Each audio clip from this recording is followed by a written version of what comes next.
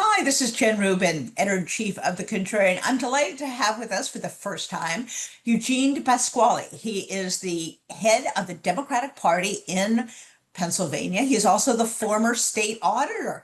Welcome, Eugene. Lovely to have you. Jen, thanks for having me. Really appreciate you giving me the time. Absolutely. There's a lot of talk about New Jersey and Virginia. They're having gubernatorial races, but three of your Supreme Court justices are up for election in Pennsylvania, as many of our viewers from Pennsylvania know all too well. Voters have to vote to retain them That's for right. another 10 years. And if they don't, they can be replaced temporarily, but then there would be new elections. Why is this election so important? Why should people in Pennsylvania and people outside Pennsylvania be concerned about it? So first of all, you're correct. This is in 2015. These three Democrats were elected, and in Pennsylvania, you have a yes/no every 10 years, and they're mostly very apolitical. But a MAGA billionaire has decided to throw tens of millions of dollars into this thing to try to defeat these three Supreme Court justices. Look, and in Pennsylvania, the reasons are important. Reproductive freedom, abortion rights have been defended. They stood up for fair education funding. They stood up for a clean environment, labor rights. But for a national perspective, and voting rights is obviously critical. I'm going to get to the national perspective on that too. For people that are outside of Pennsylvania, why this matters is this Supreme Court threw out a gerrymandered map, said it violated equal protection in the state. That led to a very balanced map where sometimes the Democrats have more seats in Congress in the state, sometimes Republicans, but the voters get to pick. What they want to do is go back to their old gerrymandered map. That's one of the reasons why this MAGA billionaire is doing this, so that the Democrats then cannot win control of Congress next year. The second one is, look, Donald Trump has said he wants to throw out basically all mail ballots. Well, more Democrats vote by mail than Republicans in Pennsylvania. This Supreme Court has stood up that whether you vote by mail or in person, if you legally cast that vote, your vote should be counted. This MAGA billionaire doesn't want that to happen either. Points I think are very important. One, this is not some crazy left-wing court, and these three justices don't always agree with one another. That this is really a rather balanced court, the kind of court you really want that's going to be serious about this. And secondly, we came very close in 2020 with issues going up to the state Supreme Courts that Donald Trump was trying to steal back that election, and it didn't work for him.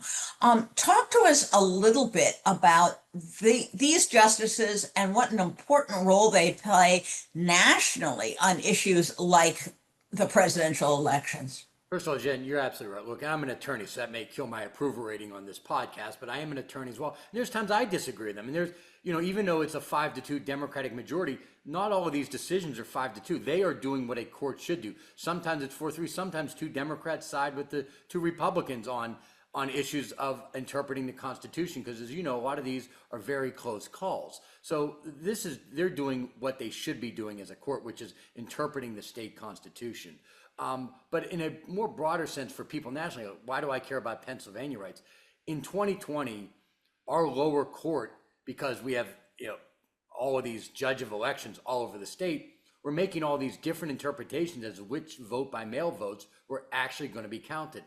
And this Supreme Court held in a way that actually backed up the law that all of these vote by mails were going to be counted, because the critical part was, and this is getting into the weeds, but you had to date your ballot and you had to sign your ballot when you voted by mail. And that was a different interpretation all over the state. This Supreme Court codified it that they had one interpretation of that, thus making sure that all of these votes that were legally cast were counted, thus handing the state to Joe Biden.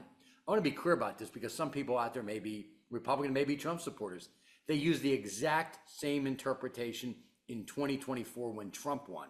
Their job was to make sure that these votes, that the state constitution and state laws were held, and then letting the voters pick, not the other way around. Now, I think people are slowly becoming aware because our Supreme Court is so radical. The US Supreme Court is so radical. It's really been taken over by partisans, quite frankly. The role of the state court, Supreme Courts, has really become much more important because, of course, you have a state That's constitution right. as well.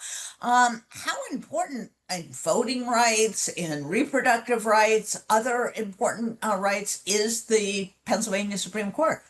Tragically, I think particularly for my daughter, this Supreme Court, the current United States Supreme Court, has done something that had never been done in the history of the United States, and that is we're going backwards on freedom and rights. And I think about that particularly with my young daughter, who's a recent Temple graduate, Temple University in Philadelphia. So we have to rely now on our states for these freedoms. And as we've seen, once Roe was overturned, I think it's 19, 20 states have all but in fact banned abortion.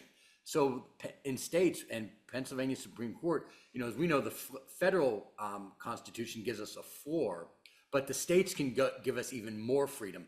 And Pennsylvania, when it comes to equal protection, has a very robust equal protections and even environmental protections. So this Supreme Court has made sure that we protect those freedoms, particularly when it comes to reproductive freedom and voting rights, that we basically cannot count on our United States Supreme Court to do that anymore.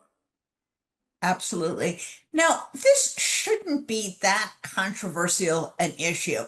In the entire history of the Pennsylvania Supreme Court, I could only find one election in which the justice was not retained.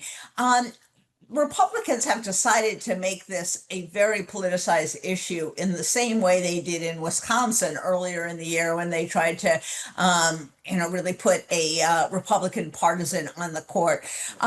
How do you think the people of New Jersey, excuse me, how do you think the people, I'm from New Jersey, folks, but Pennsylvania was next door.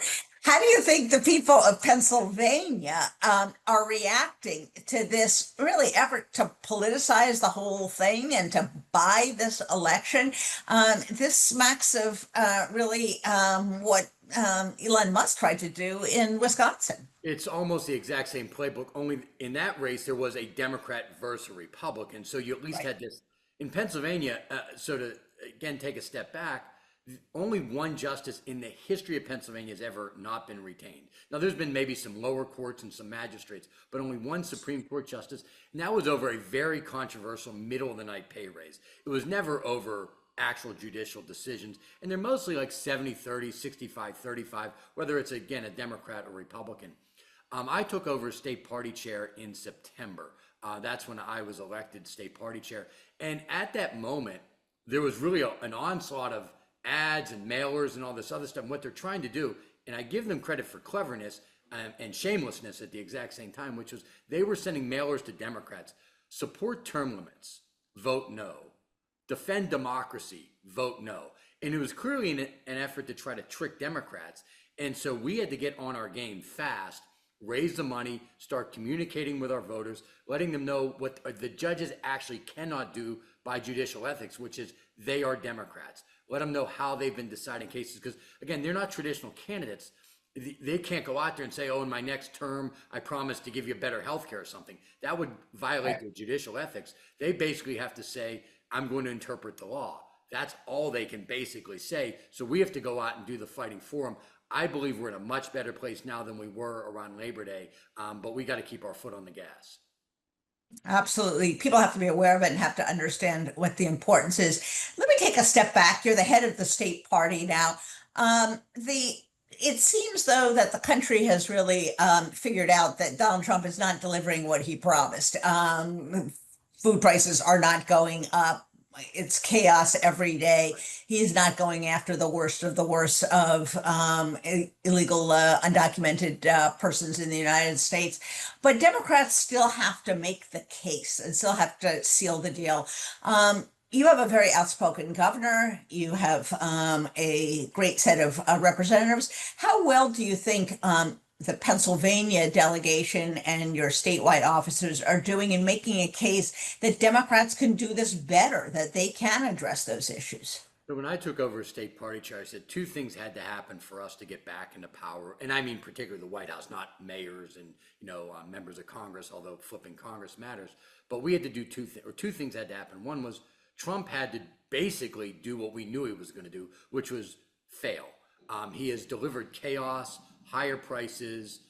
He has gone way too far when it comes to immigration. And even now, this monstrosity of tearing down part of the White House to build this stupid ballroom. I mean, showing you where his actual priorities are, which are not with working families and people that are struggling in the United States. So pulling back Medicaid protections. So this is the actual Trump agenda, which is looking out for his rich friends and having a ballroom for himself, which I don't even know what he wants to do with it. But that was part one.